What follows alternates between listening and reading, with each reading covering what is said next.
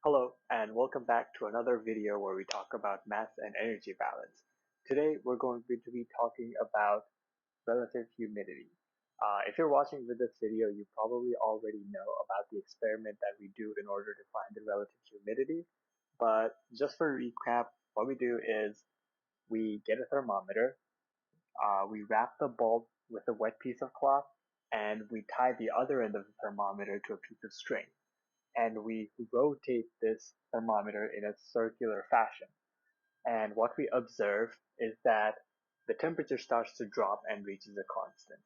And if we have another thermometer set up in the room that's measuring the surrounding temperature, we'll see that there is a temperature difference, and the temperature being measured by the wet bulb, let's say, is actually lower than what the surrounding temperature is. So what's happening here is that the surrounding air, is providing heat to this damp piece of cloth, and that heat is evaporating the water that's in the cloth. And because the water is being evaporated, our thermometer that's being rotated is actually reading a lower temperature.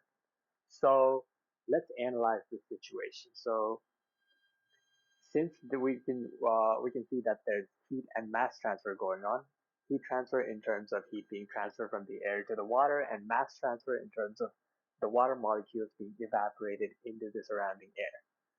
So let's write down some equations. We have our mass flux, or our molar flux, which is equal to the mass transfer coefficient times the molar concentration at the surface of the bulb, the wet bulb, minus the molar concentration far away from the surface, or the surrounding air. And then we have our heat flux, which is equal to the heat transfer coefficient times the temperature at the bulb, which is being measured by the wet bulb, minus the temperature of the surrounding area.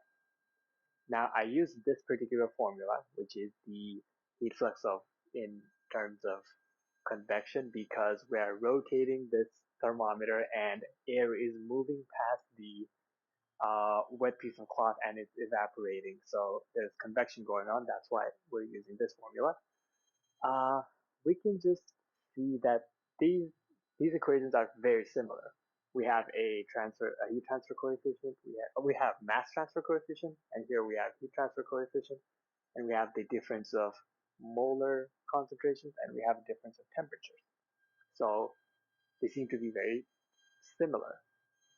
Now, if you remember from the last video, we calculated that a dimensionless group called the Sherwood number, which was equal to the mass transfer coefficient times d, which represents a characteristic length, divided by the diffusion coefficient. Now, if we do the same dimensional analysis and use Buckingham pi method, but this time looking at temperatures instead of masses, we come up with this new dimensionless group called the Nusselt number, which is equal to the heat transfer coefficient times our characteristic length divided by the thermal conductivity. Again, these two numbers are also very similar if you look at them. Now, we went ahead in our in our last video, and solved the differential equations and ended up with this particular equation, where Sherwood number is equal to the constant times Reynolds number raised to the power of another constant times our Schmidt's number raised to the power of c, which is our another constant. If we do the same thing in terms of temperatures, what we end up with is that our Nusselt number is equal to A times Reynolds number raised to the B times Prandtl's number raised to the C. Again, these two relations are very, very similar. And what's even more surprising is that if we do an experiment, the same type of experiment, and look at the mass transfer and heat transfer, and end up with these equations, the coefficients are actually exactly the same. So the A here, say if it was 0.5, the A here would also be 0.5, and same would go for B and C as well. So that's a very interesting observation. And what this means is that we can do a heat transfer experiment, like measure the temperatures and everything and end up and calculate the values for A, B, and C, and directly replace it with the ABCs here for the mass transfer experiment. So we can find an equation for mass transfer without ever doing a mass transfer experiment. So that's a very interesting thing that we can do using the heat transfer experiment. Now, what makes that so special is that it is much easier to measure changes in temperature compared to changes in mass. For example, let's take a look at the case we have right here. We have a thermometer rotating, but we can measure the change in temperature in real time. However, think about having to measure the change of mass of water in this experiment. What would we do? We would measure it with a scale, rotate it for a bit, stop the experiment, measure the mass again, and keep doing that until we have enough values or data points. Now, there's two things wrong with it. First of all, it's extremely inconvenient, obviously, and nobody wants to do that.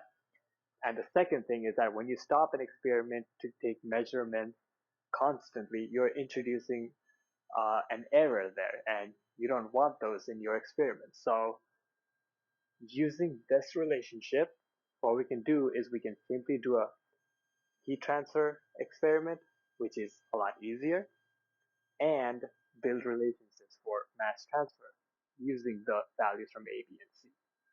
So yeah, there's that.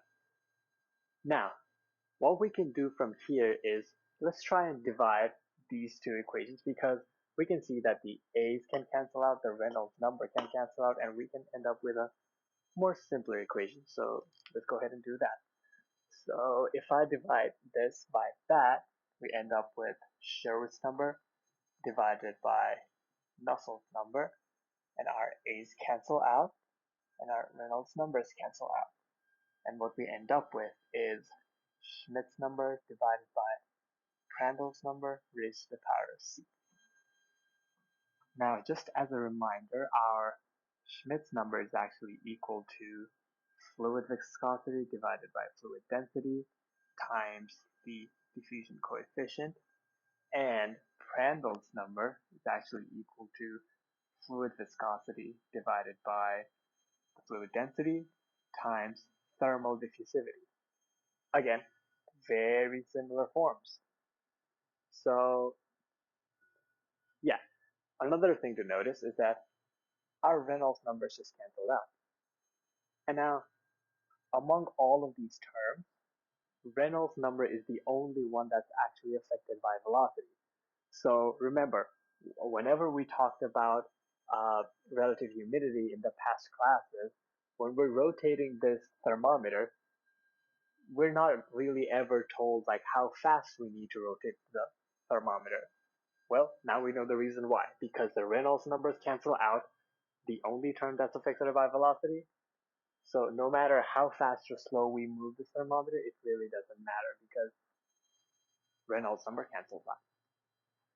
Okay, let's move ahead. Now what we can do from here on is just expand um, all of these terms. So we know that our Sherwood number is equal to the mass transfer coefficient times our characteristic length divided by the diffusion coefficient, and our Nusselt's number is equal to the heat transfer coefficient times characteristic length divided by the um, thermal diffusive thermal conductivity, and this is equal to our Schmidt's number, which is equal to viscosity divided by density times diffusion coefficient, and our Prandtl's number is equal to viscosity divided by density times thermal diffusivity. So our characteristic lengths cancel out, viscosity cancels out, and densities cancel out. And what we're left with is um, K, sorry.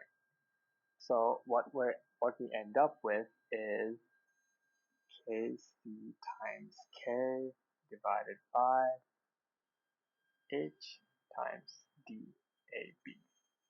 And this is equal to dAB. Oh, I made a mistake there. Alpha, our thermal diffusivity, divided by dAB, our diffusion coefficient, raised to the power C. Now, here we just ended up with a really interesting form. This form right here is actually what we call the Lewis number. Lewis number, also denoted by Le. Now, the interesting thing here is that the Lewis number of moist air is actually 1. And looking at the experiment we're doing, when water diffuses from this wet cloth to the air, we're basically creating moist air. So we can simply replace this value with a 1 because the Lewis number of moist air is equal to 1. So let's go ahead and do that. So what we have now here is Kc times K divided by H times dAB is equal to 1. That's simple. Now, what we also have is what I just mentioned was that the Lewis number was equal to 1, or the thermal diffusivity divided by the diffusion coefficient is equal to 1. Now, let's expand the thermal diffusivity here. So thermal diffusivity is equal to the conductivity divided by density times the heat capacity. And that's our diffusion coefficient from there. This is equal to 1. So what we have here is that K over dAB is equal to rho Cp. Alright, we have that now. So let's go ahead and take that and put it right here. So I'm gonna take all this right here. So our K over dAB is equal to rho Cp. So Kc over K times rho Cp equals 1.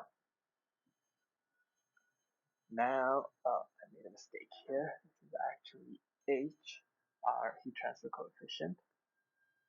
So therefore, what we have here is heat transfer coefficient divided by mass transfer coefficient is equal to rho Cp. And rho Cp is actually our volumetric heat capacity.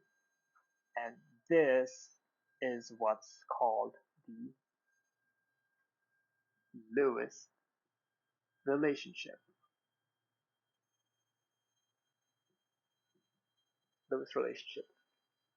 And the reason this is important is that we just related two different terms, the heat transfer coefficient and mass transfer coefficient, which before this, we had no idea that they were related.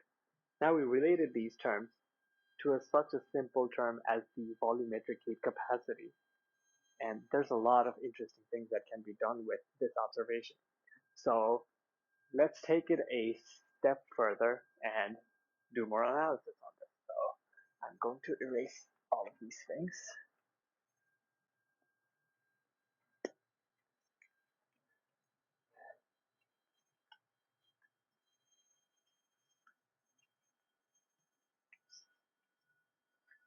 Let's write down our Lewis relationship right here.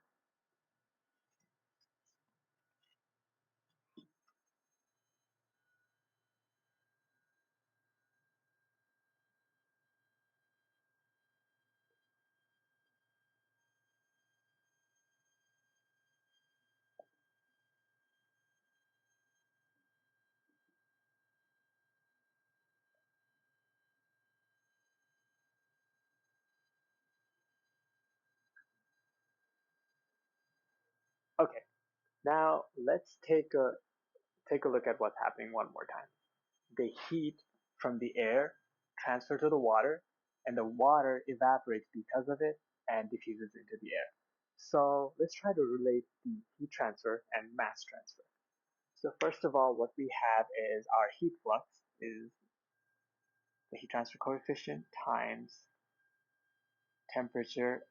The temperature that actually heats up the water comes from the air. So that's going to be temperature away from the surface, or our thermometer bulk, minus our reference temperature, which is going to be at the surface. And we're trying to equate this to our mass transfer, our molar flux.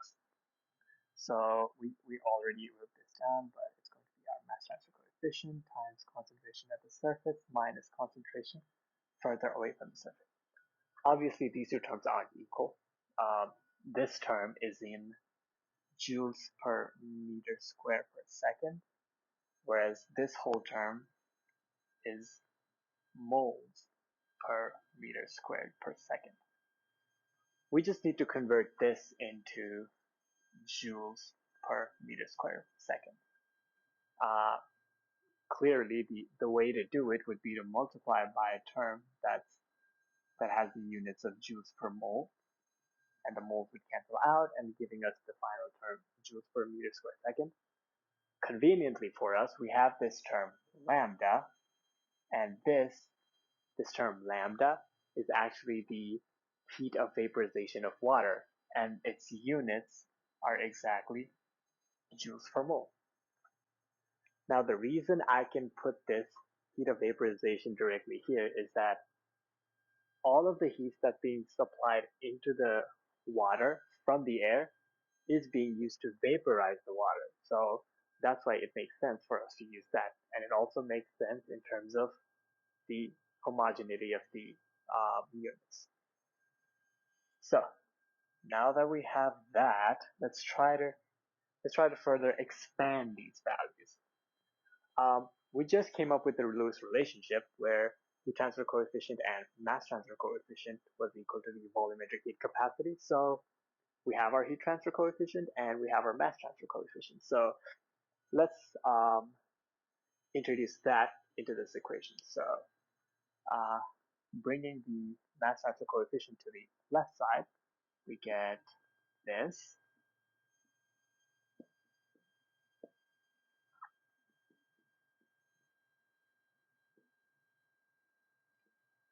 Now we simply replace that value with the Lewis relationship.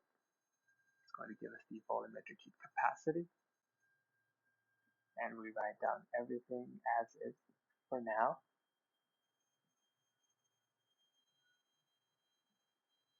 All right. Now I want to write down these different terms in terms of their partial pressures. So let me replace this with a pressure term. So density is going to be equal to the total pressure of the moist air divided by the gas constant times the average temperature of the moist air. This is in terms of moles, so I'm going to have to multiply by the um, average molecular weight of the moist air. That gives us density. And now the other things are going to be as is.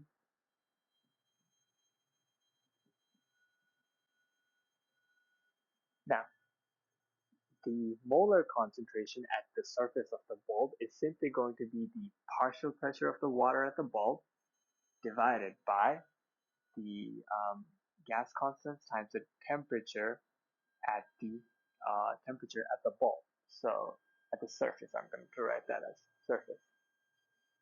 Also, this is going to be at the surface, the pressure, and away from the surface, same thing, pressure of water, partial pressure of water away from the surface, divided by gas constant times the temperature away from the surface. Okay. All right. At this point, what I'm going to say is that in the denominators, the temperatures are pretty much the same, pretty much equal. So I'll cancel out the r's as well. And the reason I say that is because remember that these temperatures are going to be in Kelvin. So they're going to be at least 273 degrees Kelvin. And the thing while doing this experiment under room temperature is that the temperature difference won't be that high. It probably will be like 4 to 5 degrees Celsius. And even if we assume that the temperature difference was something like 15 degrees, what's going to happen is that whenever you divide some by such a large number, there's a very small percentage difference between these three temperatures. So whenever you use those numbers to divide something, the result is not going to be that big of a difference. So we can say that these terms are pretty much the same, so we cancel those out.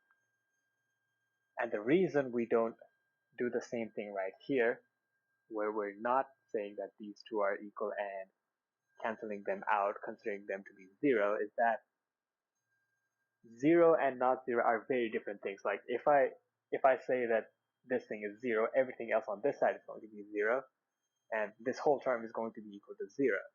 So that's going to make a huge difference in terms of like whether these terms are there or not. So we can't consider these two temperatures equal here, but we can do so here, just based off like the difference it would make to the whole equation.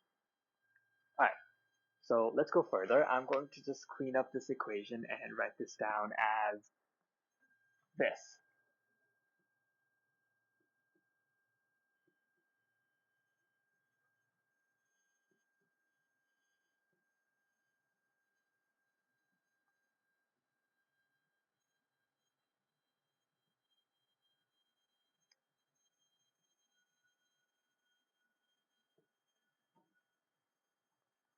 Alright, now here is what we were trying to get at. Alright, I ended up with this equation, but so what? Well, there's a final step that we need to do. Not a step, but more of a whole process. But let's go ahead and do that as well. Now we're going to move to a slightly different topic, which is going to be called the adiabatic saturation temperature.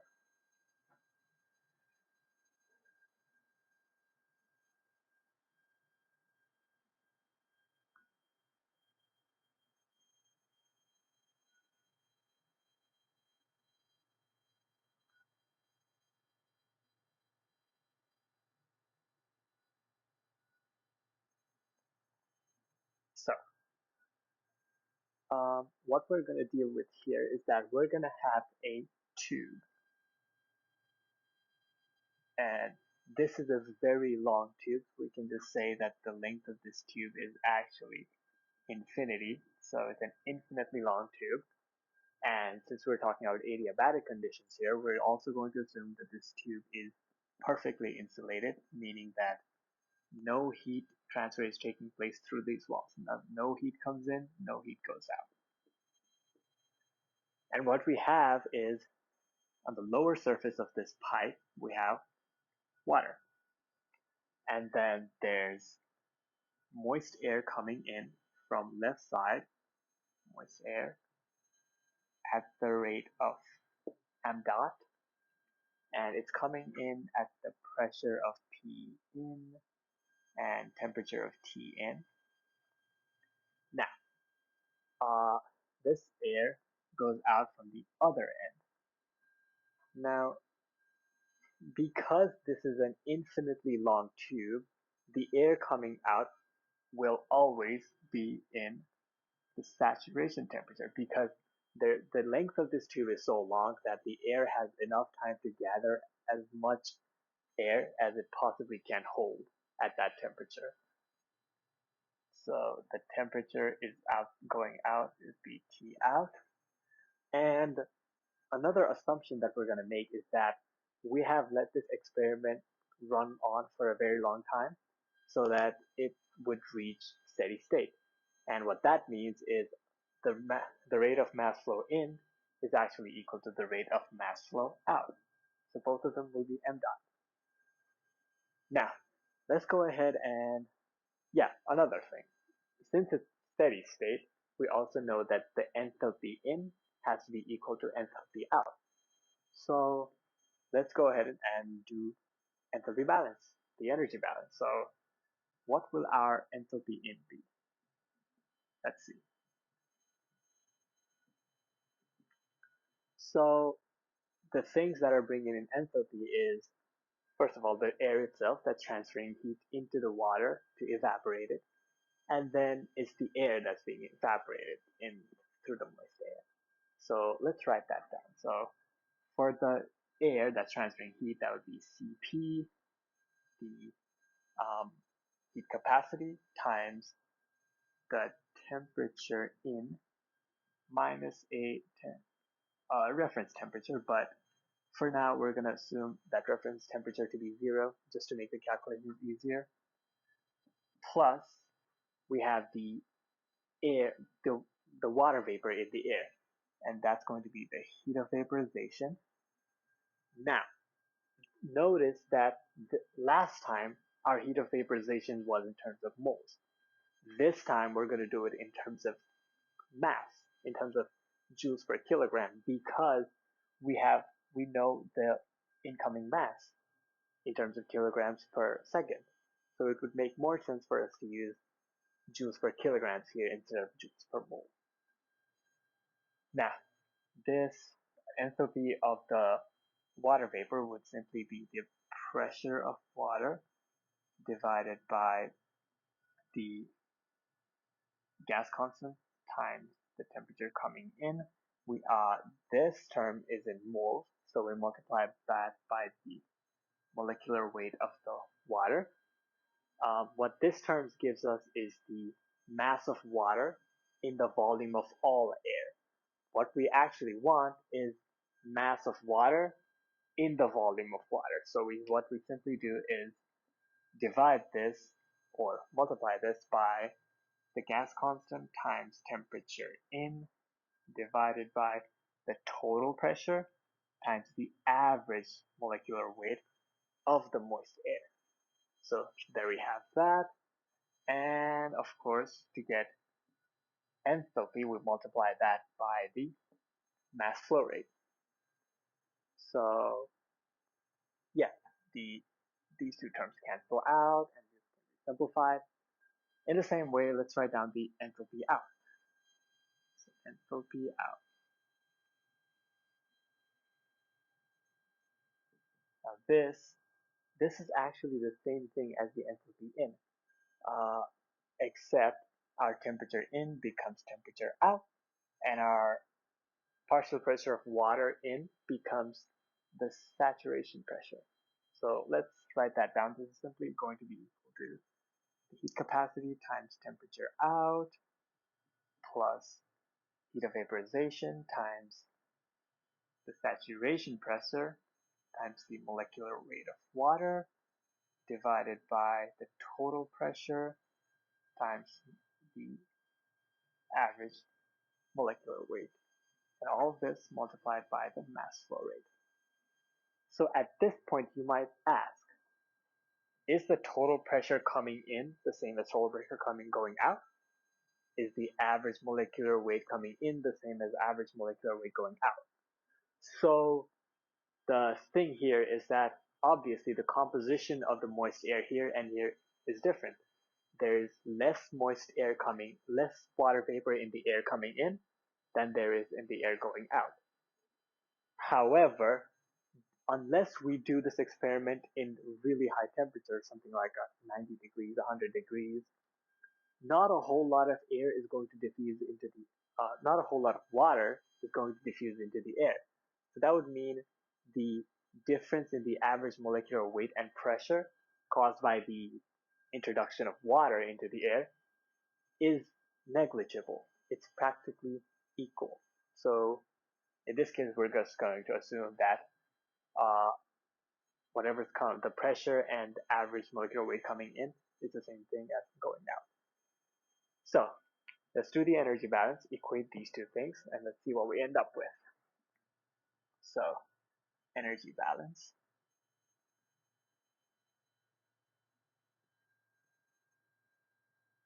So what we have here is heat capacity times temperature in plus heat of vaporization times partial pressure of water times the molecular weight of water divided by total pressure times average molecular weight is equal to the heat capacity times temperature out plus heat of vaporization times the saturation pressure molecular weight divided by the total pressure times the average molecular weight. And of course, these are multiplied by the mass flow rates. Let's multiply that. Um, Obviously, the mass flow rates cancel out. And if we rearrange these terms, what we end up with is the heat capacity times temperature in minus temperature out equals heat of vaporization times the partial pressure,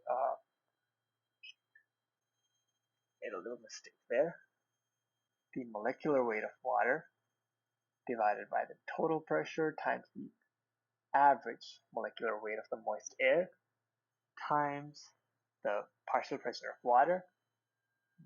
Oh, another mistake. It's actually the saturation pressure of water minus the partial pressure of water. Now, the reason we did this, following our theme of similarity between two relations throughout this video, what we see is that this relation is very similar to this relation. Actually, so let's further analyze this. So T infinity here is the temperature away from the surface, and T in is the temperature of air coming in. And Ts, our temperature at the surface of the bulb, is our temperature going out, which is the saturation temperature. Notice that at the bulb, it's pretty much all water. There's a wet cloth there, so it's saturated. So temperature at the surface for this experiment is actually the saturation temperature. Same thing for this. Pressure saturated, temperature saturated. Another thing, pressure of water at the surface. At the bulb, there's only water, so it's saturated. Here, we know that it's saturated. And then there's pressure at infinity, further away from the bulb, and the partial pressure of water here. So these two are very much analogous.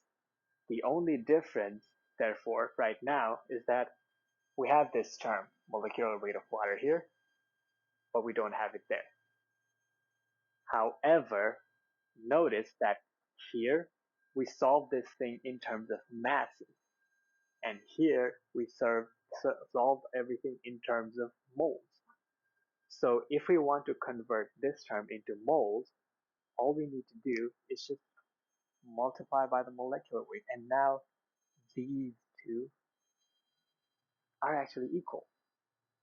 So what we can infer from this is that the temperature of water going out, it's just the saturation temperature of the water. So yeah, that's the end of part one. A lot of really interesting um, analogies and conclusions. So let's go ahead to the second part of the video.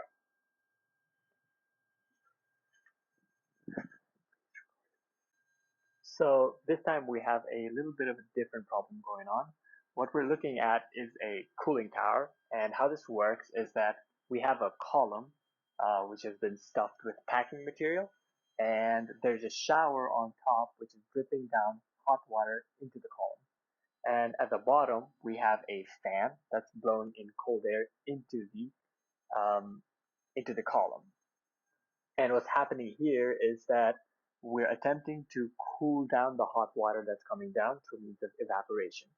And what we're most interested in this problem is to see what the gradient of temperature of the water, the temperature of the gas, and the mole fraction of water molecules in the gas would look like across the column. So for this problem, we're going to consider the top of the column as z equals 0. So just by guessing, what we might think is that as we as z increases, as we go down the column, the temperature of water should probably decrease. And the same thing for air. So air escaping from the top is probably going to be hotter than what is when it's entering. So temperature air might look something like this: TW, TG, air or gas. So I'm going to be using air and gas interchangeably in this problem. And likewise, the mole fraction of water in the gas as we go down the column should also decrease, because as the gas goes up the column, it's going to gather more water molecules. So the higher up it goes, the more water molecules it has, which means it's going to have a higher mole fraction. So the mole fraction of water as we go down the column might look something like this. So this is a general guess of what it might look like. What we want to do is find exactly what they would look like. So let's get started. Since we're talking about mole fractions, it might be a good idea to get started in this problem with a mass balance. So let's take a look and try to do a mass balance of the water molecules in the gas. So let's see what it would look like. Mass balance.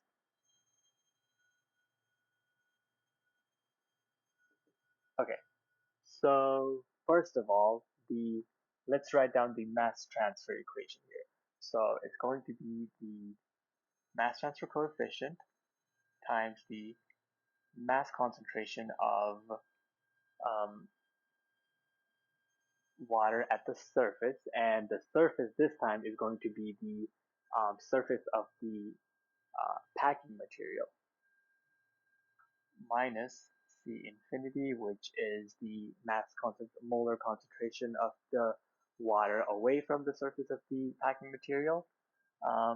And since I want this to be in terms of mass flow rate and not mass flux, which this equation represents, I'm simply going to multiply this equation by the surface area of the packing material, because this part of the equation is basically moles per meter square per second. By multiplying it by the surface area, I'm basically turning this into moles per second. So let's erase that. So that's one part of the equation. And this would simply be equal to the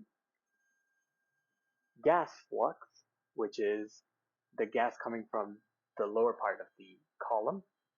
And if we multiply this by the mole fraction of water in the gas and divide it by the average molecular weight of the gas, we get the molar flux of the water in the gas as well. Now we want this to be converted into mass flow rate, so I'm basically going to multiply this by the cross-sectional area of the column. So we have the mass balance in terms of moles. So let's try and see what this would look like in a infinitesimally small area in the column called dz. So since we're talking about dz, this equation is going to be that. And what we can do from here is that, okay, so let's say our surface area. I have defined here a term lowercase a, which is surface area of packing material per volume, per total volume. So let's write that right here. So so this is called the specific area of the packing material. This is going to be equal to the surface area divided by the total volume of the column. So our surface area is simply going to be equal to the specific area of the packing material times the volume. And we can write the volume basically as the cross-sectional area times the height. which in our case, in this small area, is going to be dz. So let's try and substitute surface area by this. So that's going to be mass transfer coefficient times that as the specific area times the cross-sectional area times the small height. And that is equal to d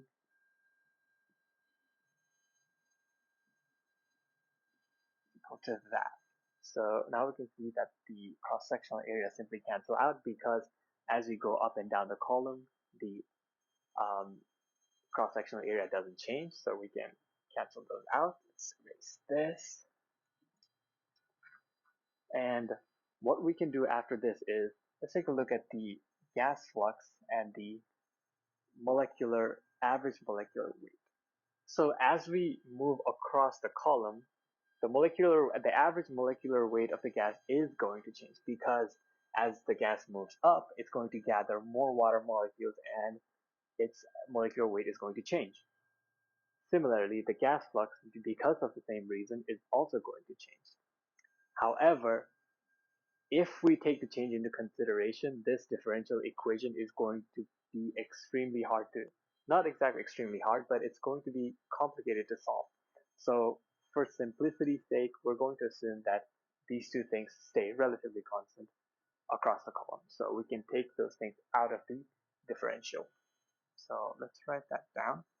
So that's mass transfer coefficient times concentration at the surface, concentration away from the surface times A times dc equals the gas flux divided by the mass flux of the gas divided by the average molecular weight of the gas times dy, which is the mole fraction of water in the gas. So basically rewriting this equation, we would get dy over dc equals, okay, one thing that I forgot to mention is that the dz right here, it's actually going to be negative. And the reason behind it is that as we go down the column, the mass flux is actually the mass mole fraction, the mole fraction of the water molecules in the gas is actually going to decrease. So the signs have to become opposite. So that's why we have to put a negative sign in front of dz right there. So negative sign. Okay. After this, well, we're basically just rearranging all the terms. What we end up with is a negative a m over g times kc ds minus c infinity. So what I'm going to do now is write these concentration terms in terms of their pressure. So what we're going to have is dy over dz equals to negative specific area times the average molecular weight divided by the mass flux of the gas times the mass transfer coefficient multiplied by, so the uh, molar concentration at the surface is simply going to be the pressure, the saturation pressure. The reason is that at the surface of the packing material is where the gas liquid interface is, and we know that in the interface the pressure is always going to be saturated. And that's the pressure divided by the gas constant times the temperature at the surface minus, and C infinity, that's going to be the pressure away from the surface, so that's basically the partial pressure of water divided by gas constant times T infinity. Okay, so another thing with the pressure of water is that we can write this as simply the total pressure times the mole fraction of water at that point. So we're just going to write that as y times p total more. So that's the mole fraction times that's the total pressure. So we have that. Another thing, just like we did last time, the temperatures have very small effect on the these divisions because the temperature difference is generally going to be low, and we're writing these temperatures in terms of Kelvin. So the percentage difference between these two is very small. And because of that, their effect in this part of the equation is going to be pretty much the same. So we can write these down as one term T. So let's write that down. And that's going to be dy over dz equals this times the mass transfer coefficient multiplied by the saturation pressure minus mole fraction of water times the total pressure divided by gas constant times the temperature. And because this term is going to repeat a few times, I'm going to give this a new name, and I'm going to write this whole equation as this times NW. So that's our first equation, which is going to help us find the uh, change in the mole fraction of the water in the gas as we move across the column. So I'm going to write that down on my other board here because that's going to be more useful. So that's what we got was dy over dz equals negative am over g times nw. So that's number one. Okay, so now that we have that, we need to also look at the temperature gradients of the gas and the water liquid. So, since we're talking about temperatures now, it would be wise to do a energy balance instead. So let's do the energy balance.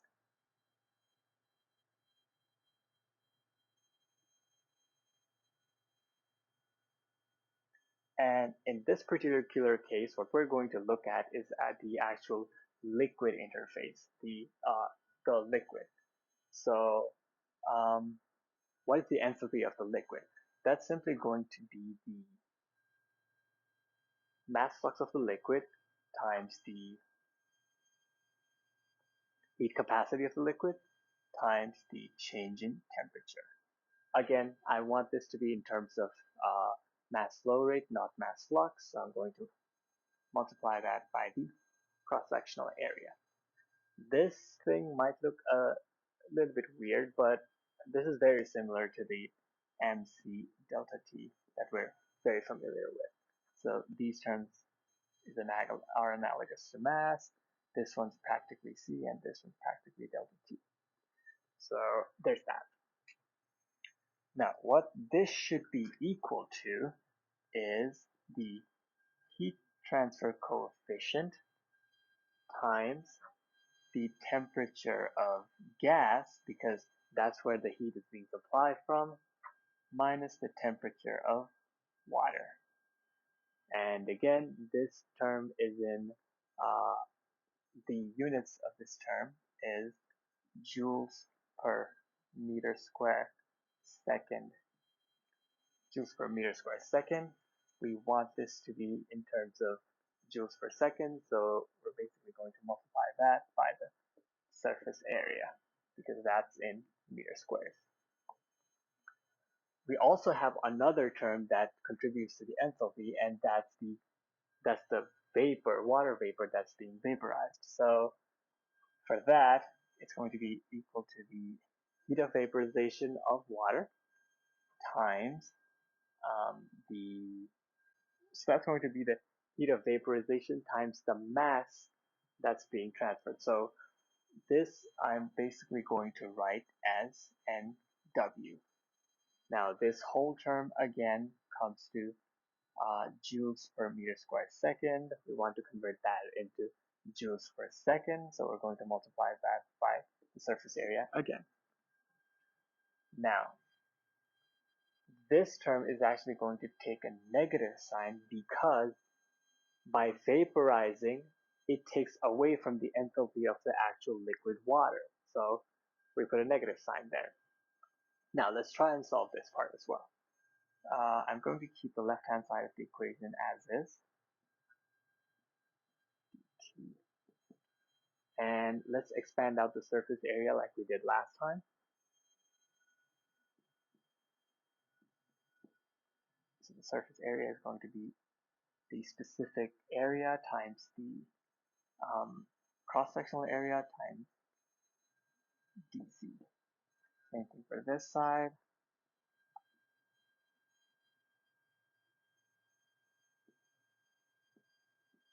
Again, the cross-sectional areas cancel out, just like that. And yeah, so let's see what we have now. So this is actually going to be the temperature of water.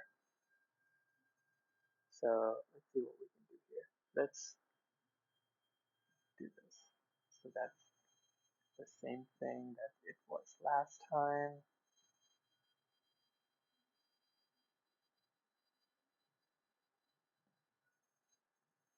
So what we can do is take these out, and we'll have HTG minus TW minus lambda times NW. We got that, and finally, so we can isolate these two terms alone by dc, and that gives us A over LCL HTG minus TW minus lambda NW. So yeah, we get that. So now that we have this equation, let's go ahead and write that down on our board because that's going to be useful again. So what we got was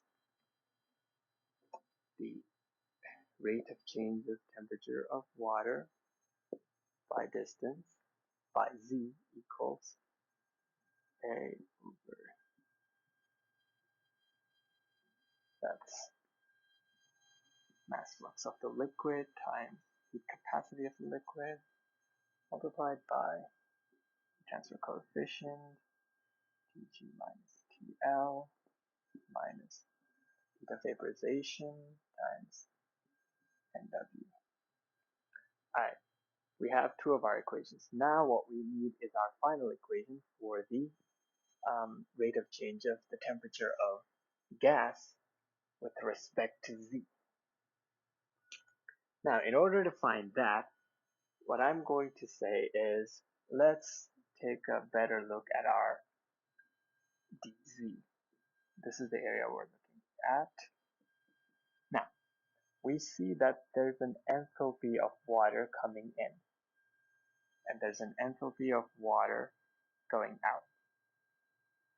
We have an enthalpy of air coming in and enthalpy of air going out.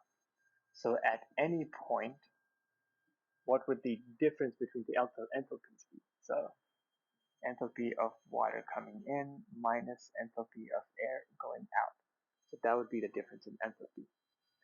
Now, I think I forgot to mention this at the beginning, but we're assuming that the system has been running long enough for us to safely say that it's in a steady state. Now, in steady state, we know that the rate of change of enthalpy is actually 0. So what we can write this as is the enthalpy of water coming in is always equal to the enthalpy of water going out. So using this relationship, we're going to write down another energy balance equation. So let's see what we can do here now. Right.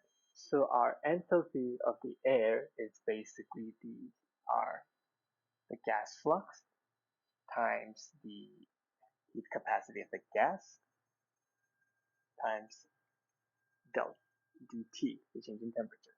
Again, multiplying by the surface area to convert this into um, mass mass flow rate instead of mass flux. The other thing we have for air is that in the air, the um, water vapor is vaporizing. So that gives us lambda times the gas flux, and we convert the gas flux of and isolate the water vapor from this gas flux by multiplying it by the mole ratio of the water molecules and dividing it by the average molecular weight. Again, we want to convert this to by multiplying by the cross-sectional area. We can add these up, and this is simply going to be equal to the enthalpy of water, which we already wrote down last time as this.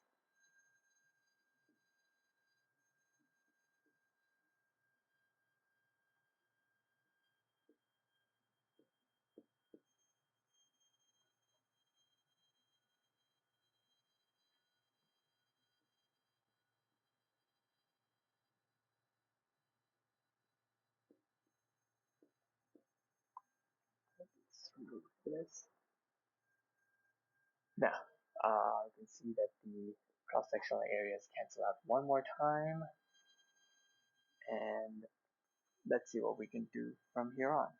So I'm going to bring out the dz's on this side of the equation. I forgot to do this because we're looking at a small part of the column. We're going to have to put d in front of that.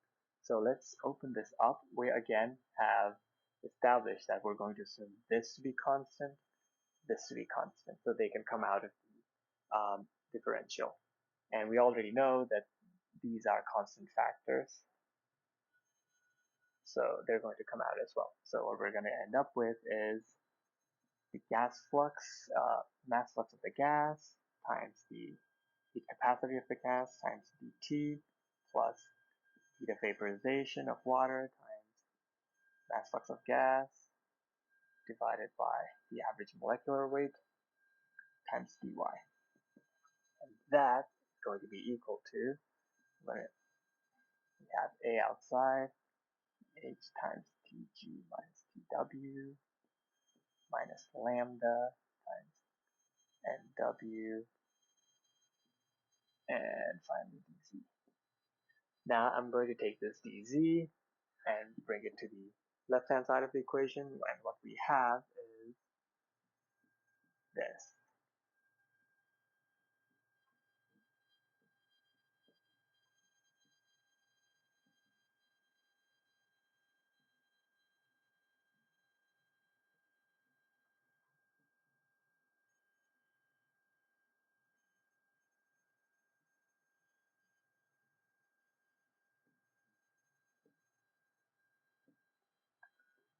Okay, now we see that we just got this term, and this term is what we have already calculated. I'm going to bring this up front so you can see that term right there. So we're basically going to just substitute that. So what we're going to have now is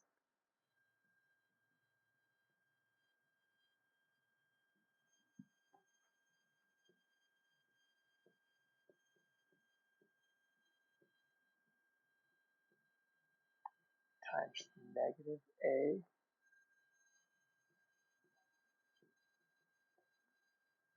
and W.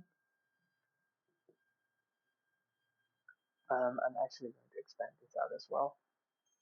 H Tg minus Tw minus A lambda Nw.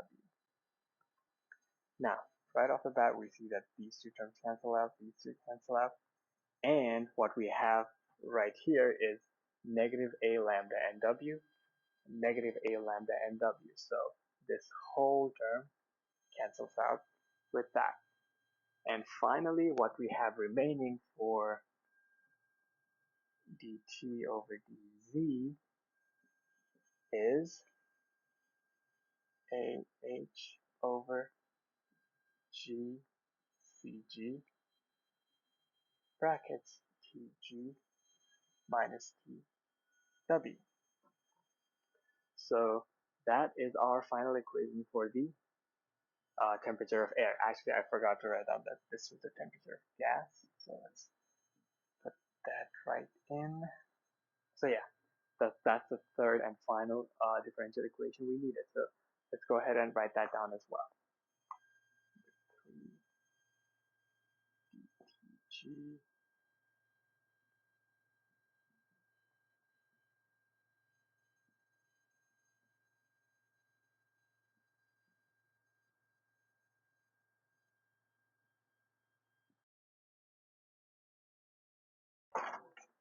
Okay, we're almost done now. So the only thing we have left to do now is figuring out the way to calculate all these different variables. So let's take a look at that.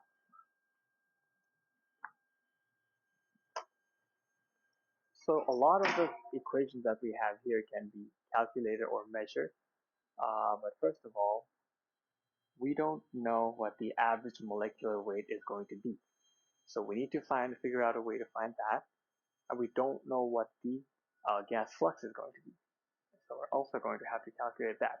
All the other terms are either can be measured or are just constant that have a value that we need to use. So let's try to find out the average molecular weight first.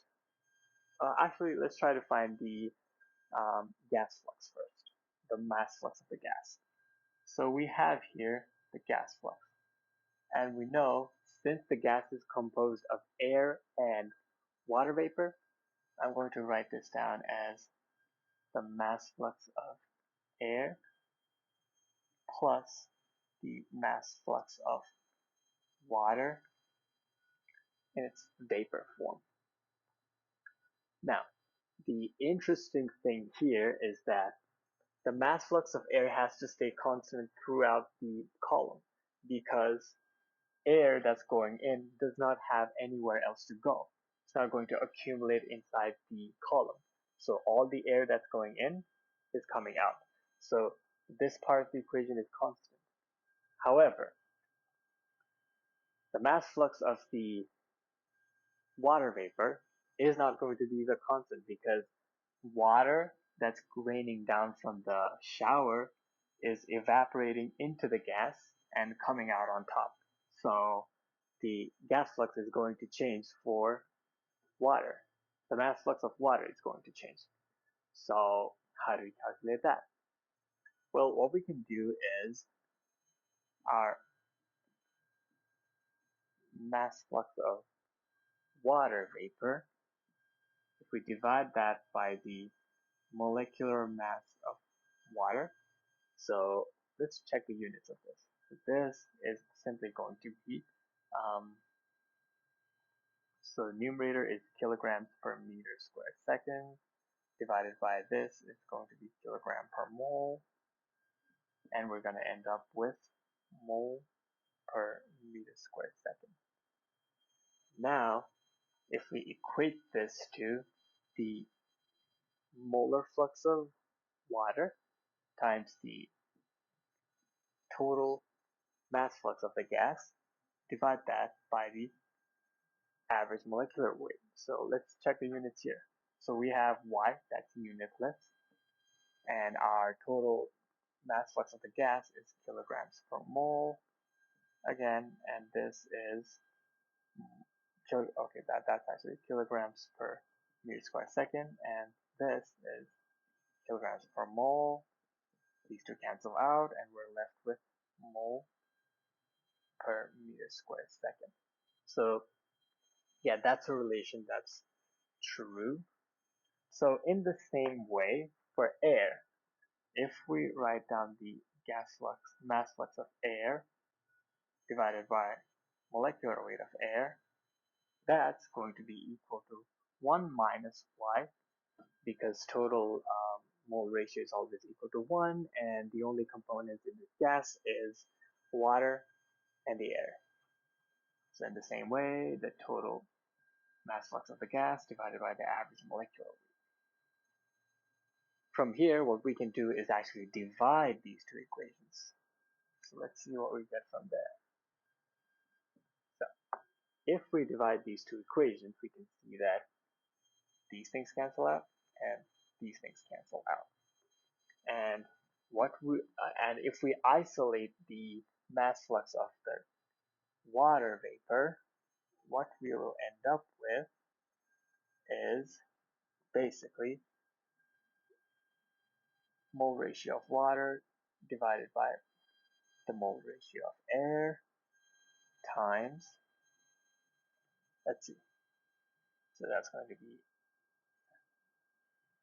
molecular weight of water times the mass flux of the air, which is constant, divided by the molecular weight of air, I believe. Yeah, so this is basically how you find the mass flux of water. Uh, this is good because these three things are constant, and we already have a way to find out what the mass molar mole fraction of water is going to be in the gas. So we will be able to find out what the mass flux is going to be. So let's write that down as well. So that's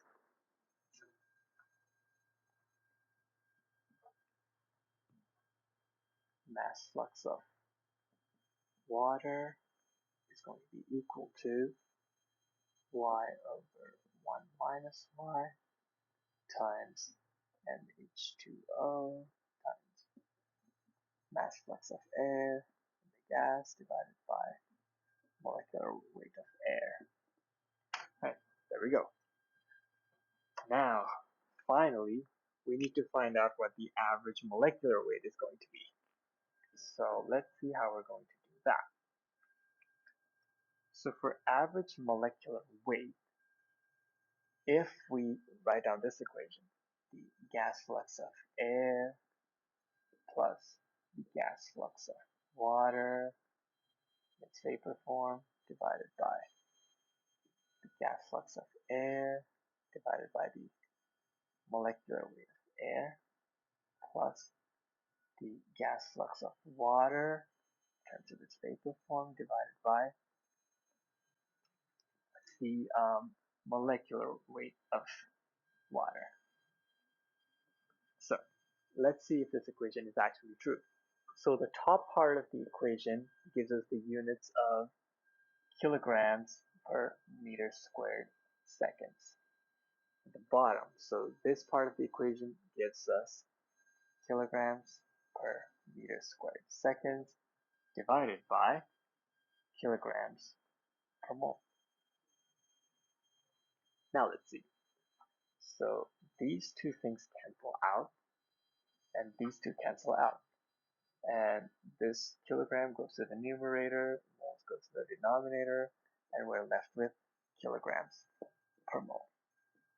So yeah, that's why the molecular mass is actually equal to this formula. So now we have pretty much everything we need in order to solve a problem like this. So I'm finally going to write down the last equation here as well because we're going to need it. That's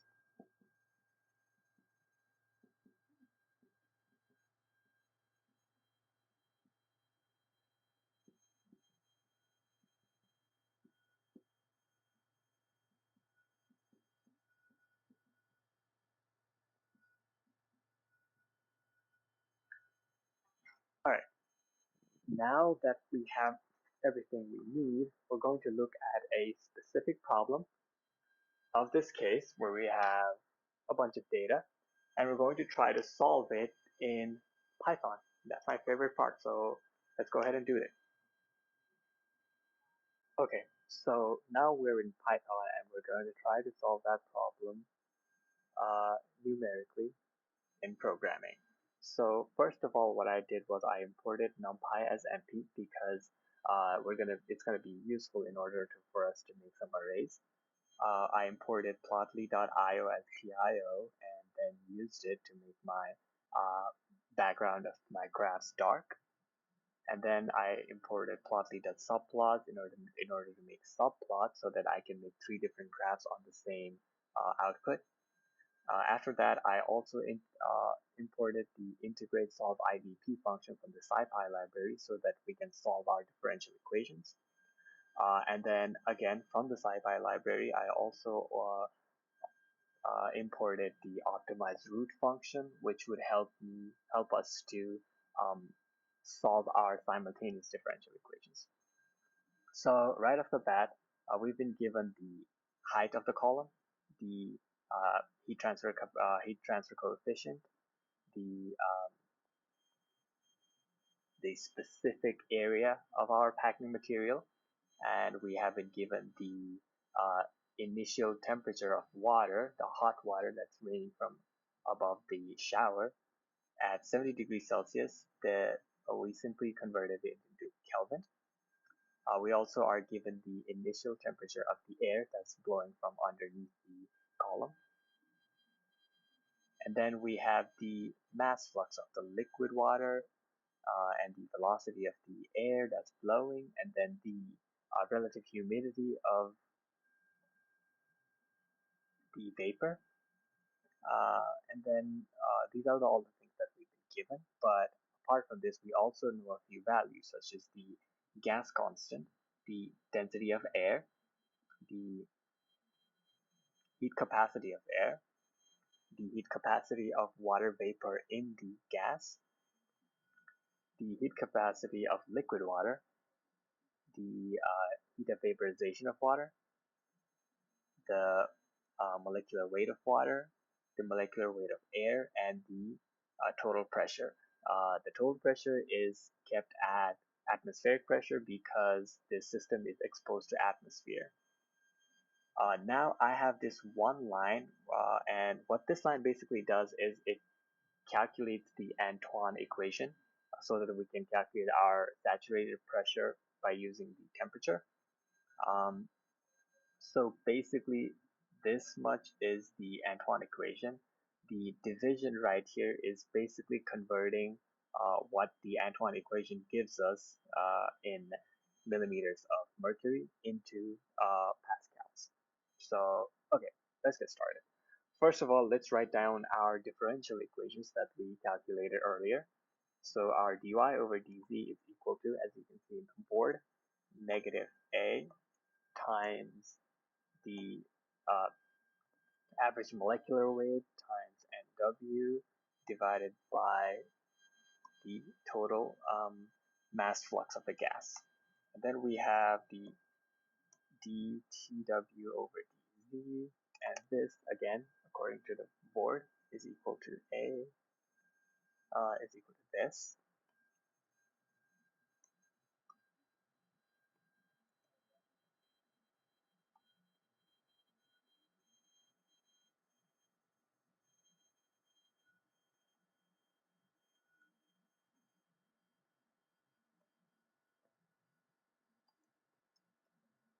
G times nW, all of this divided by L times CL. And finally, we have our dTg by dz. That is equal to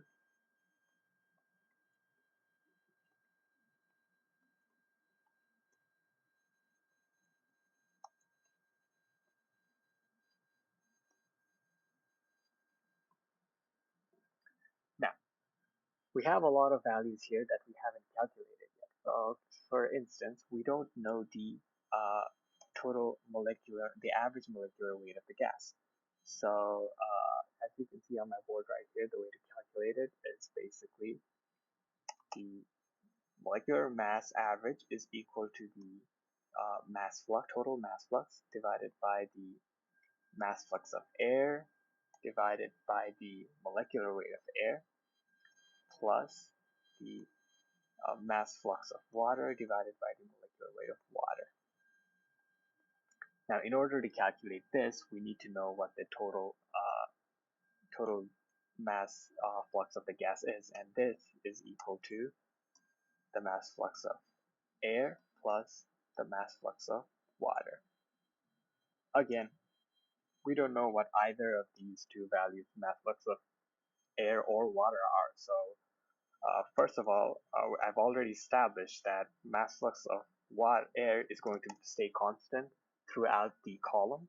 So what this is going to be equal to is written right there. So that's the total pressure times the molecular mass of air times the velocity of air divided by the gas constant times the temperature of the gas at feed, so the initial temperature of the gas. And now the mass flux of water is going to be equal to that formula right there. So that's Y times molecular weight of water times mass flux of gas divided by molecular weight of air times 1 minus the mole fraction of the water. So now we have properly calculated the average molecular weight. Now what we need is NW. So what is NW? So NW is basically equal to the mass transfer coefficient times the saturation pressure of water at the temperature of water minus the mole fraction of water in the gas times the total pressure, and all of this is divided by the gas constant times the temperature of gas. So that's NW. And so we have NW, we have G, H, TG. Okay, so we finally just need to find the average heat capacity of the gas. So the heat capacity of gas is actually equal to the heat capacity of air times the mass flux of air plus heat capacity of the um, water in the gas phase times um, the gas flux of water, the mass flux of water, divided by the total mass flux of the gas. So we have all of these things. Now, these are differential equations. Last time we did these was by using the solve IVP function, the solve IVP function. Now we know that solve IVP function needs a function in order to solve these differential equations. So let's establish these as a function. So let's define the function as dytwtg. For differential equations, um, the special requirement is that the first argument needs to be the independent variable, so that's z in our case, and the second argument needs to be the dependent variable. We can name this whatever we want. I'm going to choose the variable v.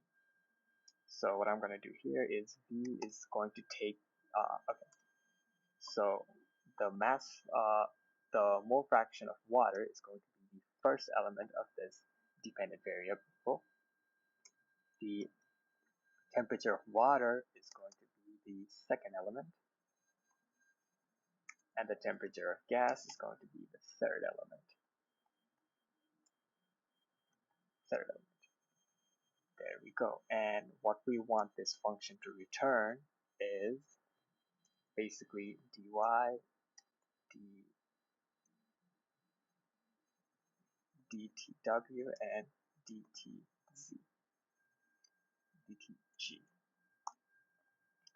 Okay, so there we go.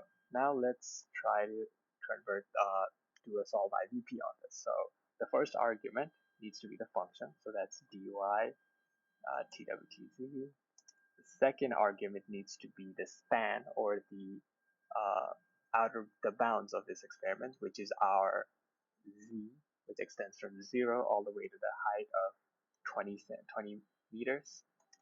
And after this, we need to provide some initial guesses. So our initial guess for y should be y exit, tw feed, and then tg exit. We haven't uh, declared these values yet, but I am going to do that as soon as I'm done with this. So our method would be rado, and I'll set the dense output to true,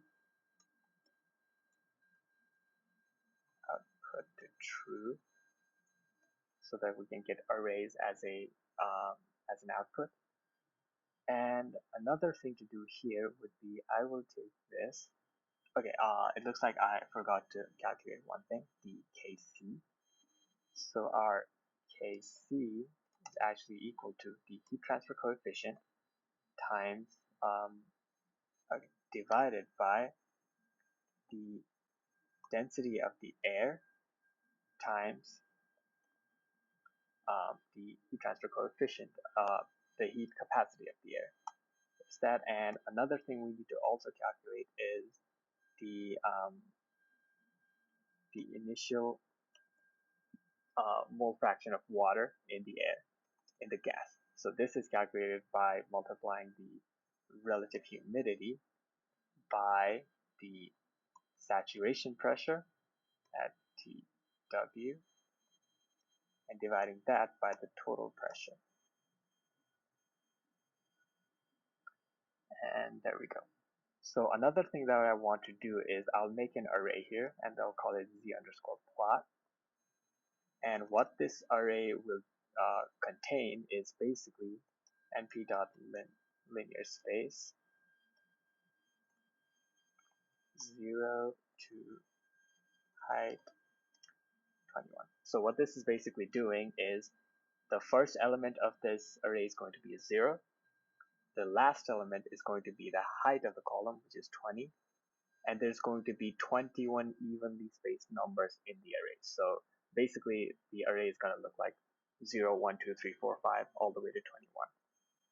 So there we have it. And finally, from this solve IVP, I want to get the values of z underscore plot. So basically, I'm going to get 21 values for dy by dz, dtw by dz, and dtg by dz from 1 to 20 from this calculation. Let's see. Okay, looks like I've made an error here. So name tw is not defined. Okay.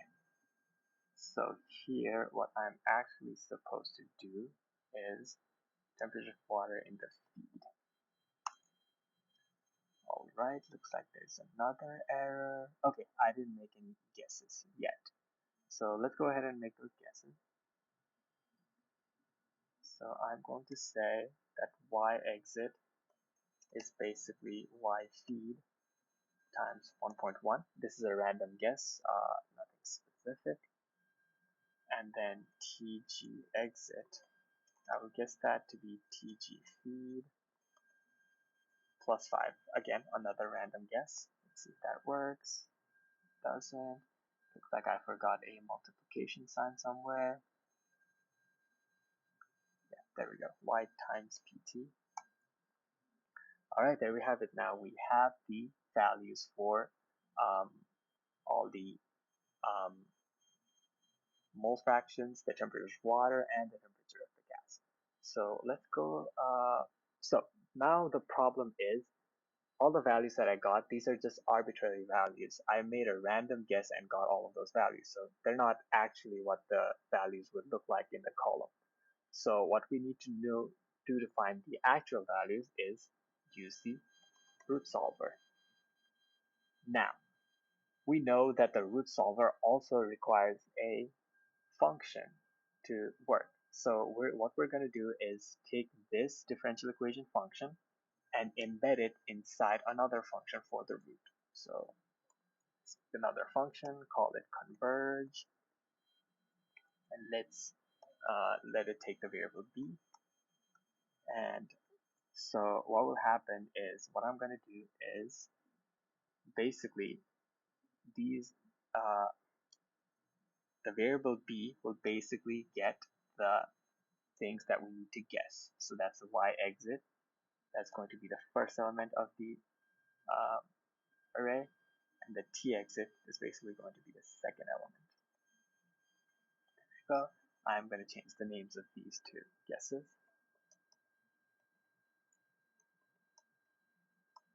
All right, there we go.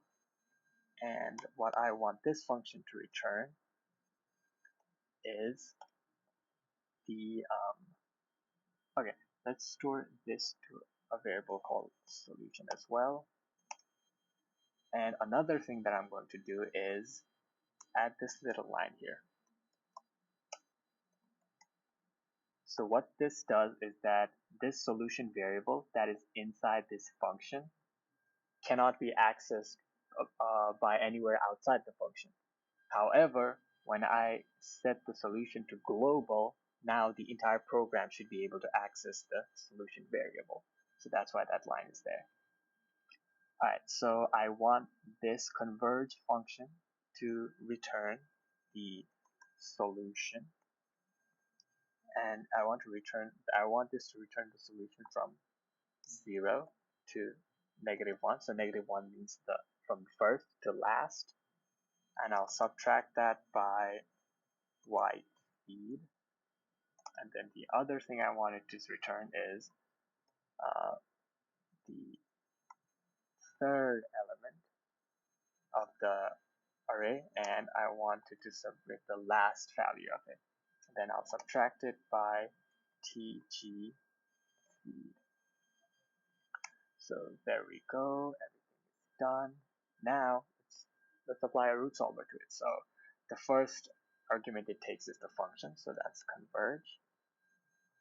And the second argument are the guesses. So that's y exit guess and tg exit guess. Let's hope that works. Alright, so we have a convergence. Now all that's left to do is plot a graph for it. So what I'm going to do is set this variable as my figure and equal to make underscore subplot and x rows equals 3, cols equals 1. What this is basically doing is it's making a background, let's say a background for a graph, and the background is going to store 3 rows of graphs and 1 column. And so in the figure, I will add a scatter plot. And for the scatter plot, the x-axis will have the z underscore plot. So basically the values from 1 to 20. The y-axis will have the solution from the solution, and it's going to take the first element of the solution, which is the y values, or the mole fraction of water, and I'm going to plot all of the values inside it. So that's what the semicolon does. So let's name it to y, and I will put this on row number 1, column number 1. So let's see what that looks like. Okay, that's all we got. Again, let's do the same thing for the other values as well. So that's the second element of the array. So that's going to be tg. Actually, it's going to be tw. I'm going to put this in row number 2. There we go. And finally, we're gonna put the third element. That's tg. and I'll put this in the third row. And it looks like there's an error here. Let's see what happened. The index 3 is out of bounds. Oh, okay, so the third element is actually going to be index 2 because it starts from the 0. Alright, that seems to fix it. It looks alright, but it looks like I've made some error in calculations because the mole fraction of water should not increase. So let's see what happened here. There must have been some calculation errors.